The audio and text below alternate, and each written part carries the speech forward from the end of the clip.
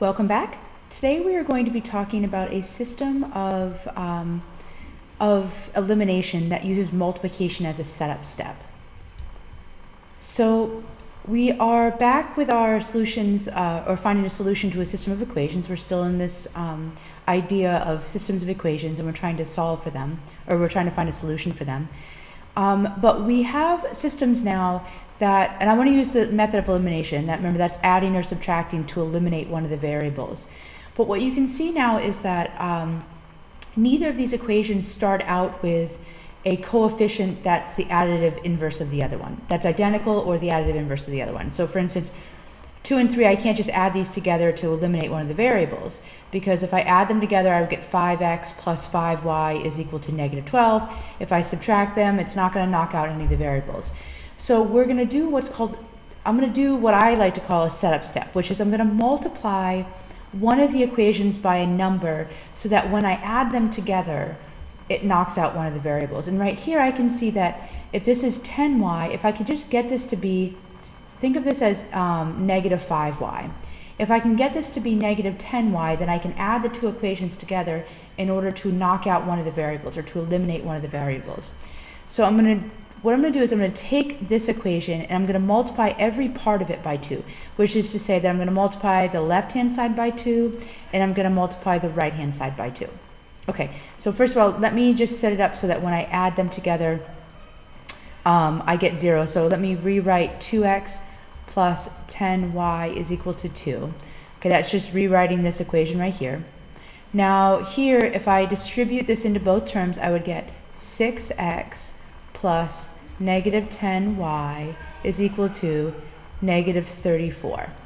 Okay, so all I did was just double the second equation, and I'm going to add them together. And this, by the way, this makes sense because if you know that 3 of a quantity minus 5 of another quantity is equal to negative 17, then you know 6 of a quantity plus negative 10 of another quantity is equal to negative 34. That's why this works. Like, if you know that this is true, then this other relationship should also be true, because you're just doubling all the quantities in the relationship.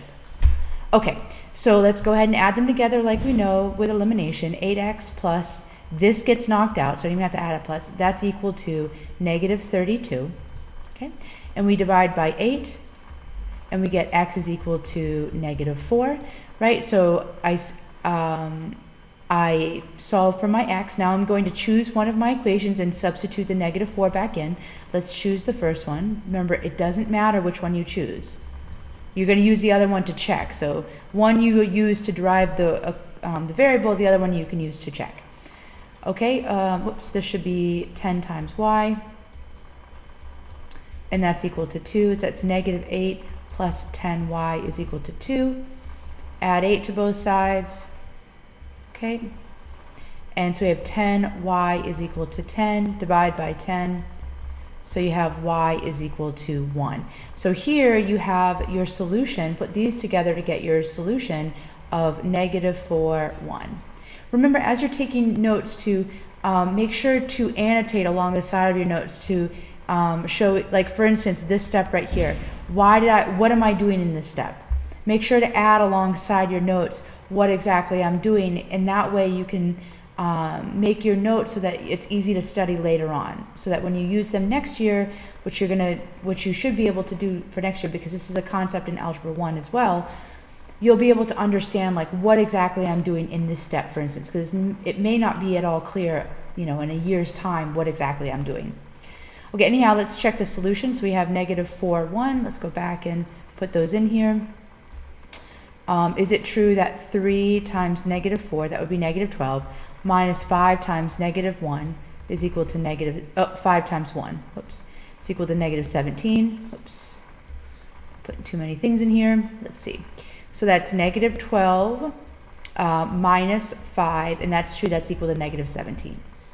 Okay, 2 times negative 4 plus 10 times 1 should equal, that should just be a parenthesis, is equal to 2, so that's negative 8 plus 10 is equal to positive 2, and that's also true. Okay, so I've checked my solution, and I can be pretty confident, I can be absolutely confident that negative 4, 1 is my solution. Okay, let's try one more example here. So here, let's see what we have. Here we kind of have a choice, actually.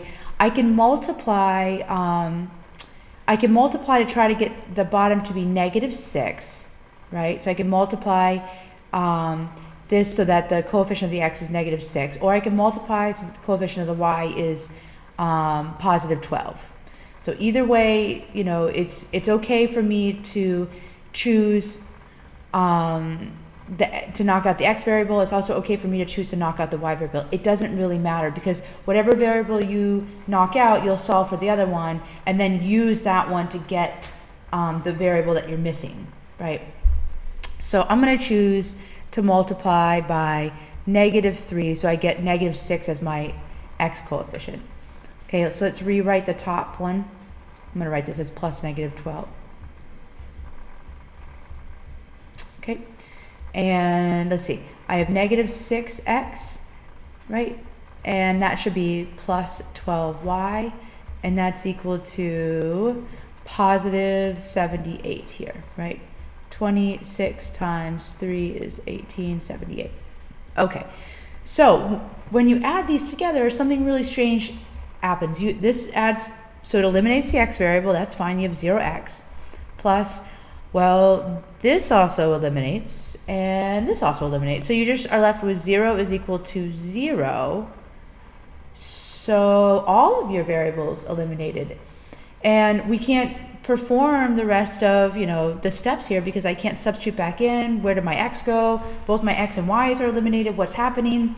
Well, remember that we said if you get this right here, we said that if you were graphing, when the lines were exactly identical to each other, they would end up falling along the same line, and they would have an infinite amount of solutions.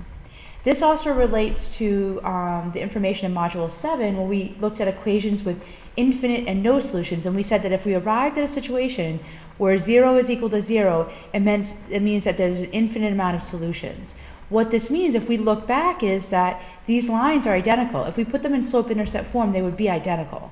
Okay, that means they're the same line, so there's an infinite amount of solutions.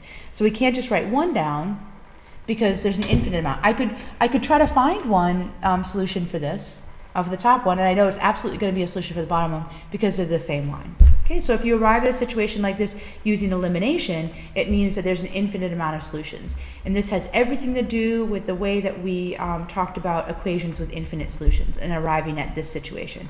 Remember, that's very different than arriving at something that's like like a number is equal to another number. If you arrived like this, that means that there were no solutions and the lines were parallel to each other, right? There's no point of intersection. Whereas this one means that the lines lie right on top of each other and that there's an infinite amount of solutions.